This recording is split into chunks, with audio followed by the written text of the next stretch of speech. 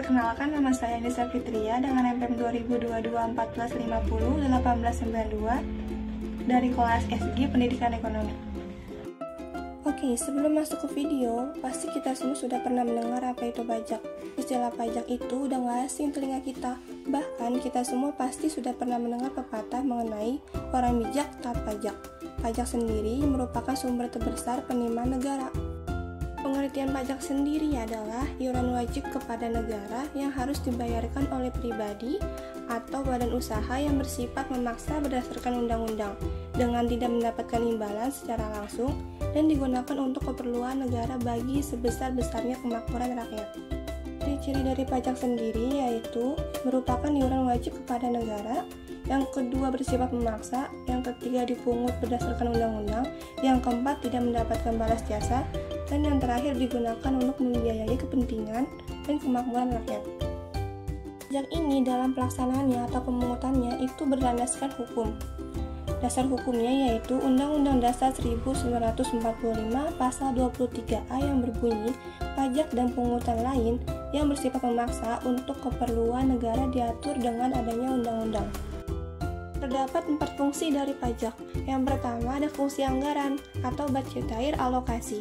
Pajak sebagai sumber dana bagi pemerintah untuk membiayai pengeluaran-pengeluarannya ke beberapa sektor, seperti pembangunan, pendidikan, gaji, dan juga yang lainnya.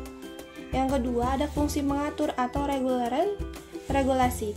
Pajak sebagai alat untuk mengatur atau melaksanakan kebijakan pemerintah dalam bidang sosial dan juga ekonomi. Yang ketiga ada fungsi distribusi. Jadi, pajak berfungsi untuk mendistribusikan pendapatan sehingga akan tercipta pemerataan pendapatan di seluruh masyarakat. Jadi, pajak yang masuk ke pemerintah sebagian akan dialokasikan untuk membiayai subsidi atau memberikan BLT ke masyarakat yang kurang mampu. Terakhir ada fungsi stabilisasi, yaitu pajak sebagai alat untuk menyeimbangkan perekonomian negara agar tidak terjadinya inflasi. Perpajakan ada beberapa istilah antara lain hutang pajak. Hutang pajak sendiri merupakan kewajiban pajak yang masih harus dibayarkan oleh wajib pajak dan berbeda dengan pajak terutang. Timbulnya hutang pajak. Untuk mengetahui dan menentukan kapan timbulnya hutang pajak, dalam teori perpajakan terdapat 2 teori atau 2 ajaran, yaitu hutang pajak material dan juga hutang pajak formil.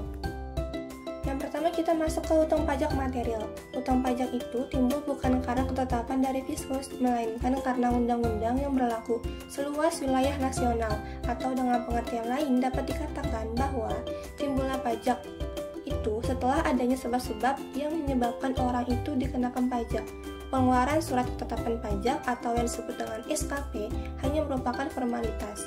Contohnya sendiri yaitu impor barang, punya harta bergerak atau tidak bergerak, punya penghasilan kena pajak, dan terakhir undian berhadiah. Lalu yang kedua ada hutang pajak formil. Hutang pajak itu timbul pada saat dikeluarkan surat ketetapan pajak atau yang disebut dengan SKP oleh Direktorat Jenderal Pajak. Jadi selama belum ada surat ketetapan pajak, belum ada hutang pajak, walaupun syarat subjektif, objektif, dan waktu telah dipenuhi. Pajak sendiri akan berakhir pada saat pembayaran untuk pelunasan, kompensasi, penghapusan utang, kadaluarsa, dan juga penghapusan. Selanjutnya masuk ke materi tarif pajak. Tarif pajak digunakan untuk menentukan besarnya pajak terutang. Tarif pajak dibagi menjadi 4 jenis, yaitu yang pertama tarif pajak progresif atau naik, yang kedua tarif pajak degresif atau turun, yang ketiga tarif pajak proporsional, dan yang terakhir tarif pajak tetap. Di sini saya akan menjelaskan tarif pajak progresif atau naik. Tarif pemungutan pajak dengan persentase pajak semakin meningkat mengikuti pertambahan jumlah pendapatan yang dikenakan oleh wajib pajak. Contohnya pajak penghasilan.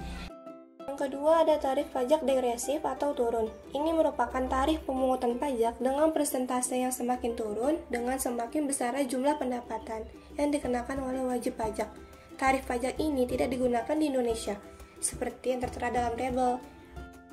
Yang ketiga ada tarif pajak proporsional atau sebanding, merupakan tarif pemungutan pajak dengan persentase tetap berapapun jumlah pendapatannya yang digunakan sebagai dasar pengenaan pajak, contoh PBB, PPN, seperti yang tertera dalam tabel.